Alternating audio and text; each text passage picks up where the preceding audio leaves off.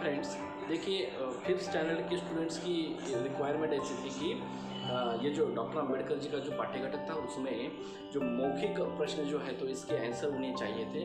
तो जिन बच्चों ने आंसर लिखकर नहीं लिए थे उस समय, या फिर जो अपसेट थे जिस समय वो तासिकाएँ चल रही थी, तो उन्होंने उनके लिए ये स्पेशल वीडियो है। तो इसमें जो मैंने आंसर लिख कर दिए हैं, आपको एक एक आंसर पढ़ के बताऊंगा।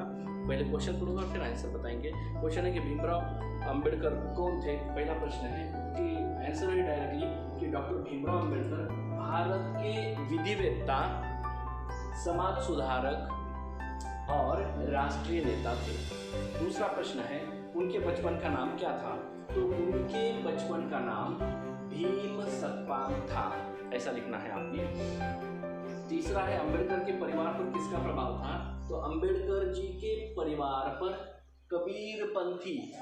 कबीरपंथी उदार विचारों का प्रभाव था। उदार विचारों का प्रभाव था। तीसरा प्रश्न है, चौथा प्रश्न है कि अंबेडकर को आगे बढ़ने का अवसर किसने दिया। तो डॉक्टर अंबेडकर जी को आगे बढ़ने का अवसर बड़ौदा रियासत ने दिया था। क्यों दिया था बड़ौदा रियासत ने? क्योंकि वो जो है ना, बड़ौदा रियासत ने उन्हें छात्रवृत्ति देने का वादा किया था। तो फिर उन्होंने उनको छात्रवृत्ति दी, और छात्रवृत्ति के मिलने पर जब वो पढ़ाई पूरी करेंगे तो डॉक्टर अंबेडकर वहाँ पर क्या करने के लिए आएंगे, वहाँ पर सेवा देने के लिए रियासत में आएंगे। ठीक है, ये उनमें तय हुआ था। पांचवा प्रश्न है अंबेडकर ने अपना जीवन समाज की किस बुराइयों को हटाने के लिए लगा दिया था। तो डॉक्टर अंबेडकर जी ने अपना जीवन छुआछूत की बुराई को हटाने में लगा दिया था। छुआछूत ये उत्तर है उसका, लेकिन आपको ऐसा फुलफिल आंसर लिखना है। ठीक है, अब आगे है अंबेडकर ने किस धर्म में दीक्षा ली थी। तो डॉक्टर अंबेडकर जी ने बौद्ध धर्म में दीक्षा ली थी, यानी कि यहाँ पे ली है तो फिर आप ली भी लिख सकते हैं या फिर थी भी लिख सकते हैं, क्योंकि उस समय ली थी ना, तो इतिहास का समय था ये, इसलिए। ये 6 प्रश्न है दोस्तों, मौखिक प्रश्न है, और उन सभी 6 प्रश्नों के डायरेक्टली हमने यहाँ पर आंसर लिख दिए हैं। थोड़ा सा ध्यान देकर देखिए, पढ़िए उसे, और बाद में आप उसको लिखना, उसे फेर कर दीजिए। ठीक है, अब ये जो है, इसके पहले जिन बच्चों के पास बहुविकल्पी प्रश्नों के आंसर नहीं है तो उनके लिए है, आपने ये लिख कर लिया होगा, इसके बाद में मैं बताऊंगा आपको। डॉक्टर अंबेडकर का प्रमुख कार्य क्या माना जाता है। तो इसमें 4 विकल्प है, उसमें से पहले प्रश्न का आंसर है ग, संविधान का निर्माण, यह उनका प्रमुख कार्य था।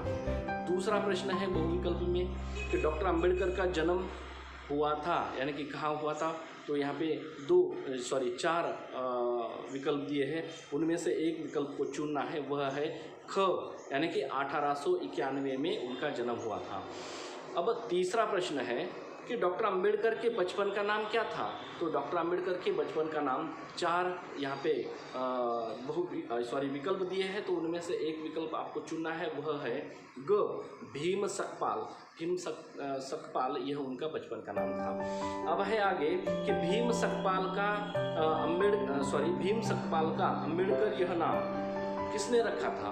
तो देखिए इसमें 4 विकल्प फिर से दिए गए हैं, तो आखिरी जो विकल्प है उसमें 5वें वाले प्रश्न में कि ख, एक शिक्षक ने, है ना, तो शिक्षक ने उनका नाम अंबेडकर यह रखा था।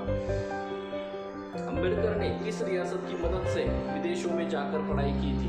तो रियासतों के नाम है, तो इनमें से एक रियासत चुन लीजिए, वह है बड़ौदा रियासत। बड़ौदा यानी कि ग, उसे मार्क कीजिए, यानी कि वही उसका आंसर है। और 7वां प्रश्न है कि बड़ौदा के महाराज ने अंबेडकर को किस पद पर नौकरी दी थी।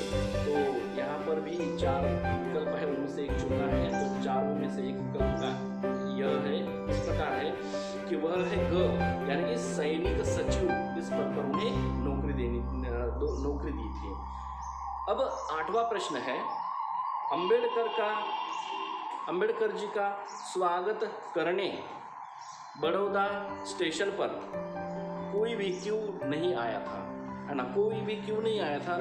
और ये 4 विकल्प है इसमें, तो इसमें से सही आंसर है, सही उत्तर यह है ग, अंबेडकर अछूत थे, इसलिए कोई भी नहीं आया था। अब 9वां प्रश्न है कि स्वतंत्र भारत के सरकार में अंबेडकर को कौन सा पद मिला था। तो 4 विकल्प है, उनमें से एक है तो वह है क, यानी कि कानून मंत्री का उन्हें पद मिला था वहाँ पर। अब है 10वां नंबर का लास्ट का प्रश्न है, यानी कि आखिरी प्रश्न है और इस अंतिम प्रश्न का उत्तर। तो प्रश्न पहले पढ़ेंगे, अंबेडकर ने किस धर्म की दीक्षा ली थी। तो अंबेडकर ने बौद्ध धर्म की दीक्षा ली थी। तो यहाँ पर वो जो आंसर है यानी कि उत्तर है ग, बौद्ध।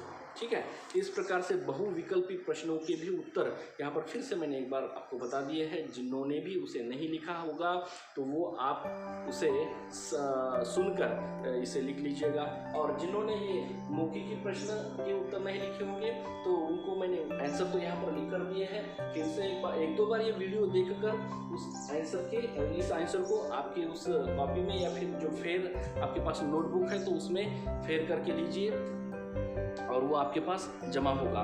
ठीक है, अब हमें आज के फिर आगे है कि हम यहाँ पे लिखित प्रश्न यानी कि ये जो बड़े बड़े क्वेश्चन हैं उसको सॉल्व करने जा रहे थे, तो वो हम अगले वाले तासिका में आपको बताएंगे। यहाँ पर हम रुकते हैं। धन्यवाद।